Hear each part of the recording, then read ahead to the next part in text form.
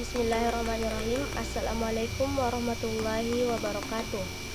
Raditu billahi robba wa bil islami dina wa bi muhammadin nabiyya wa rasulah. Rabbi shrah li sadri wa yassir li amri wa hlul 'uqdatam min lisani yafqahu qawli. Baiklah, pada kesempatan kali ini saya akan mempresentasikan tentang penerapan pengukuran keterbacaan wacana dan prosedur close. Sebelumnya, perkenalkan, nama saya Astina Erin, NIM 09105802200007. Baiklah, langsung saja. Keterbacaan wacana. Keterbacaan wacana merupakan pengukuran tingkat kesulitan wacana dalam sebuah teks. Dari analisis keterbacaan dapat diketahui mudah atau tidaknya suatu wacana dalam rangka dicerna, dipahami, atau dihayati. Selanjutnya, prosedur close. Prosedur close merupakan metode penangkapan pesan dari sumbernya, yaitu penulis atau pembicara, mengubah pola bahasa dengan jalan melesatkan bagian-bagiannya dan menyampaikannya kepada si penerima, yaitu pembaca dan penyimak, sehingga mereka berupaya untuk menyempurnakan kembali pola-pola keseluruhan yang menghasilkan sejumlah unit-unit perumpangan yang dapat dipertimbangkan. Selanjutnya, faktor-faktor yang mempengaruhi keterbacaan dari dua, yaitu segi makro dan segi mikro. Dari segi makro, perbedaan latar belakang penulis dengan pembaca, termasuk di dalamnya perbedaan pengetahuan, bahasa dan kode bahasa yang digunakan, serta kebudayaan dan perbedaan asumsi. Dari segi mikro, yaitu kesulitan dalam memahami ungkapan, afiksasi, kata sambung, serta pola kalimat.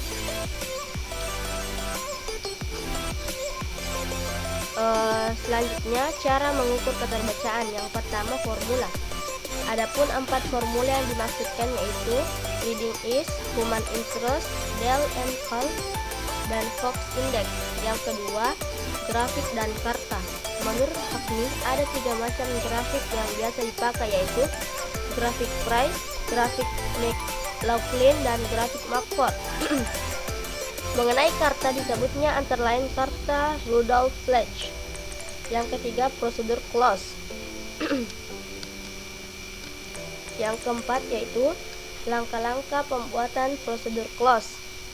Yang pertama, mempersiapkan teks untuk sebuah prosedur close.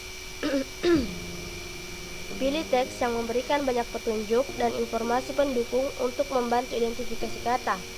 Lalu uji teks dengan pembaca sebelum menggunakannya.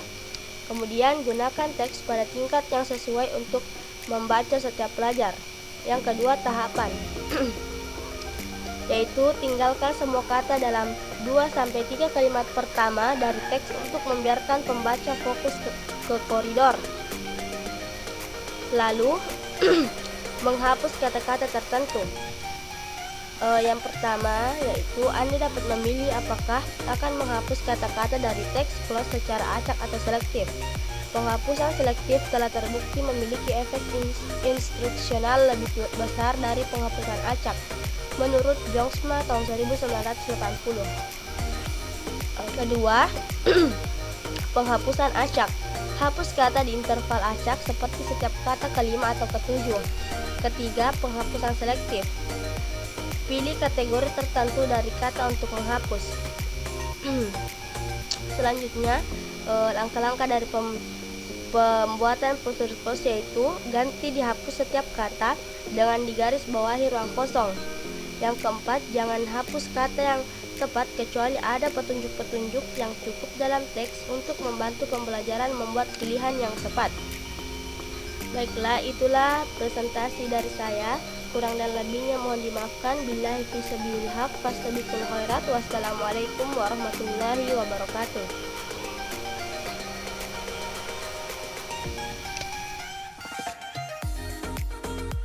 Bismillahirrahmanirrahim. Assalamualaikum warahmatullahi wabarakatuh. Perkenalkan, nama saya Astriani, NIM 091058022005. Dari Pendidikan Bahasa Indonesia. Terus itu Berlela SPD Indonesia.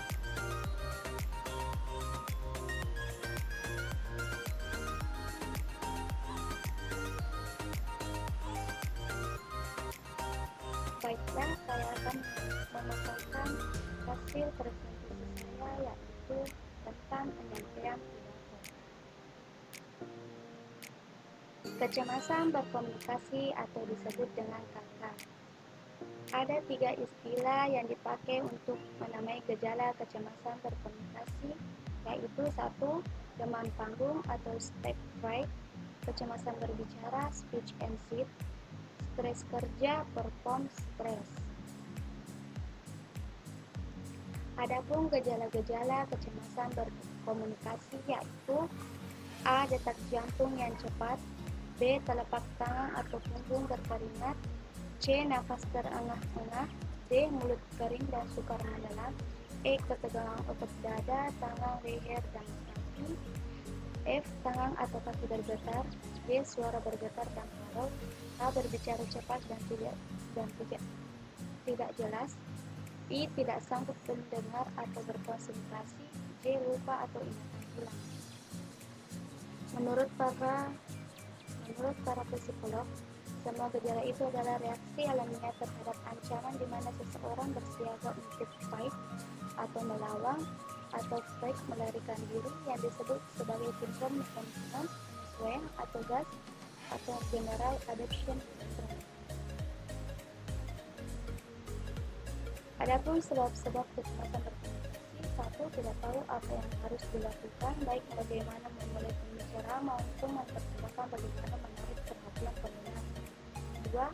Tahu akan dinilai akan membuat seseorang merasa haus atau malu atau kurang percaya diri. 3. Berhadapan dengan situasi yang asing dan tidak siap, misalnya kita berbicara di depan khalayak yang tidak. Untuk melatih bagaimana cara agar mengetahui apa yang harus dilakukan ketika hendak berpidato adalah dengan latihan dan berpengalaman. Pengetahuan akan retorika akan memberikan kepastian untuk memulai, melanjut, dan mengakhiri pembicaraan. Metode mengendalikan kecemasan berkomunikasi. Ada dua metode. 1. Metode jangka panjang yang dilakukan secara berangsur-angsur untuk mengembangkan keterampilan mengendalikan kata. 2. Metode jangka pendek yang dilakukan ketika harus segera mengendalikan kata pada waktu penyampaian pidato atau emergency time. Kredibilitas. Perlu diketahui bahwa kredibilitas tidak melekat pada diri pembicara, tapi terletak pada persepsi khalayak tentang pembicara, sehingga pembicara harus membangun kredibilitas dengan mengumpulkan informasi sesuai citra yang diinginkan. Sebagaimana jenis-jenis kredibilitas antara lain yaitu initial credibility, kredibilitas awal yaitu kredibilitas yang timbul pada saat awal berpidato. 2. Brief credibility yaitu kredibilitas yang timbul selama pembicara berpidato. 3. Terminal credibility atau kredibilitas akhir yaitu kredibilitas yang diperoleh setelah pembicara berpidato. Membangun kredibilitas dengan membangun komponen kredibilitas. 1. Otoritas atau keahlian dilihat dari latar belakang pendidikan dan pengalaman. 2. Good sense pembicara yang berkomunikasi secara rasional dan logis. 3. Good character atau akhlak yang baik yang memiliki kejujuran, integritas, dan ketulusan. 4. Good will atau niat yang baik yang mengutamakan kepentingan khalayak umum. 5. Dinamisme ekspresi fisikal dari komitmen psikolog seseorang terhadap topik. Menurut Glenn R. Chubb atau Richard Chubb, Jr., dalam Basic Oral Communication dalam Rahmat tahun 2007, mereka menjelaskan 5 cara bagaimana seseorang pembicara dilihat dari kredibilitasnya menurut penilaian orang lain, yaitu 1. Seseorang dinilai dari reputasi yang dimiliki, baik itu kontribusi maupun jasa-jasa yang memperindah atau menghancurkan citra seseorang berpidato. Citra seseorang pembicara. 2. Seseorang dinilai dari perkenalan tentang dirinya atau disebut Kurikulum Faid. 3. Seseorang dinilai dari apa yang diucapkannya, maka kualifikasi seseorang pembicara dipandang dari cara berbicara dan produksi katanya. Semakin bermutu gagasan yang disampaikan, maka pembicara akan dikategorikan sebagai orang yang cemerlang dan pandai.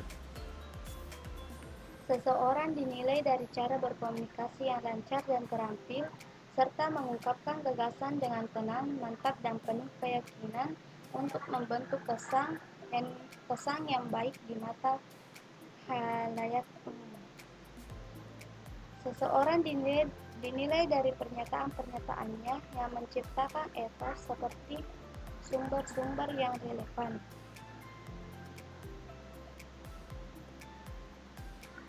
Prinsip-prinsip penyampaian pidato. 1. Kontak dibagi menjadi kontak visual dan kontak mental. Kontak visual yang memfokuskan pandangan kepada khalayak, selain dari itu merupakan kontak mental. Perhatikan feedback atau umpan balik dari audiens dan sesuaikan pembicara dengannya. Karakteristik olah vokal.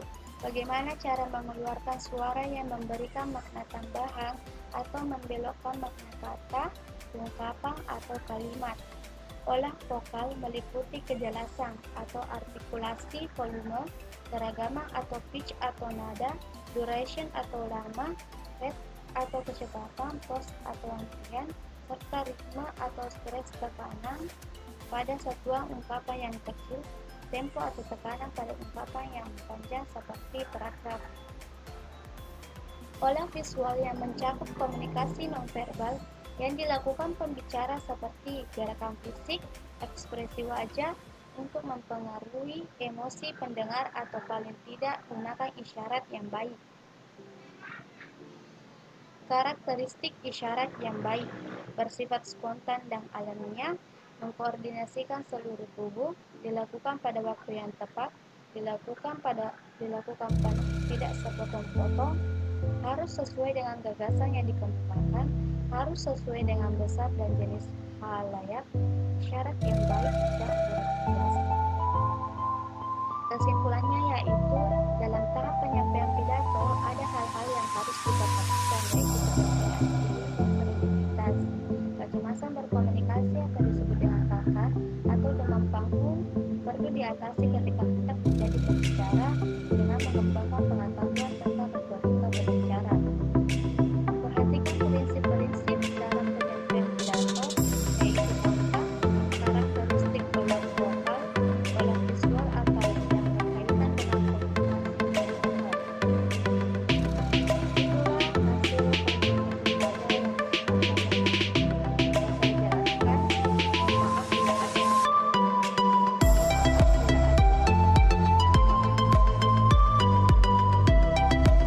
Dalam bahasa Inggris, kata retorika adalah retorik dan bersumber dari bahasa Latin rhetorica, yang berarti ilmu berbicara. Istilah retorika pada awalnya diperkenalkan oleh Aristoteles pada tahun 384 sampai 322 sebelum Masehi. Ahli-ahli retorika sampai awal abad ke-20 telah mampu menempatkan ajaran retorika Aristoteles sebagai tradisi studi retorika. Inilah akhirnya yang dikenal sebagai retorika tradisional. Retorika sebagai ilmu memiliki sifat-sifat rasional, empiris maupun umum dan akumulatif. Rasional berarti apa yang disampaikan oleh seorang pembicara harus tersusun secara sistem dan logis. Empiris berarti menyajikan fakta-fakta yang dapat diverifikasi oleh panca indera.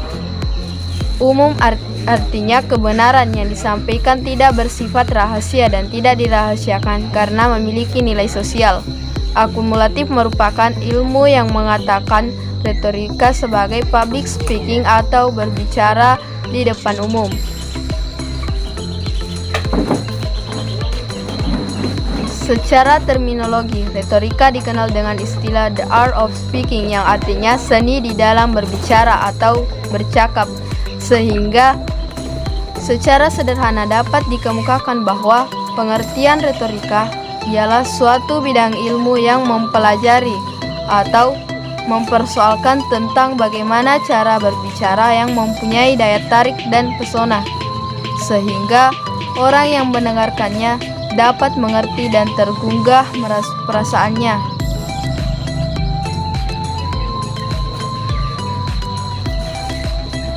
Adapun unsur-unsur pendukung retorika yaitu 1. Bahasa. Bahasa merupakan pendukung utama retorika. Boleh dikatakan bahwa tanpa bahasa maka tidak ada retorika. Pada penggunaan bahasa inilah dilakukan pemilihan-pemilihan, kemungkinan-kemungkinan unsur-unsur yang dipandang paling persuasif oleh komunikator. Semua ini dilakukan agar komunikasi bisa menarik minat lawan berbicara. 2. Etika dan nilai moral. Komunikator harus memperhatikan isi yang dibicarakan, tidak sekedar memamerkan kemampuan berbicara atau berkomunikasi dengan menggunakan gaya bahasa yang memukau. Etika dan nilai moral inilah menjadi tumpuan bahwa orang yang menguasai retorika harus bertanggung jawab dalam aktivitas komunikasinya. 3. Penalaran yang benar. Penyampaian pesan dalam komunikasi harus didukung oleh penalaran yang benar agar pesan yang disampaikan mempunyai kekuatan atau landasan. Ini merupakan syarat yang sejak awal diperingatkan oleh Aristoteles bahwa retorika bukan sekedar permainan kata-kata atau permainan bahasa. Dengan penalaran yang benar, penyampaian pesan diharapkan menggunakan argumen-argumen yang logis dalam mempersuasi pendengarnya.